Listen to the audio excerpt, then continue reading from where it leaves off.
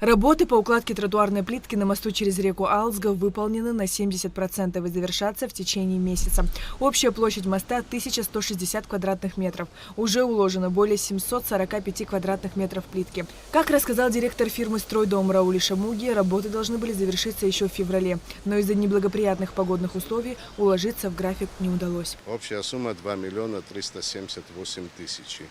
Выполнены работы на 1 миллион 660 тысяч. И все профинансированы. Это идет из местного бюджета. Все. Плитка, которая укладывается на мосту, сделана по специальной технологии. Она влагоустойчивая и будет служить не менее 30 лет. По словам главы администрации Тхорчалского района Исидора Дочи, благоустройство моста имеет большое значение для горожан. Она называлась Гресовский мост. Хотим поменять ее название. Белый мост нуждалась в ремонте. Невозможно было пешеходом ходить по тротуару. Там фактически все было разрушено. Вот. И людям было неудобно.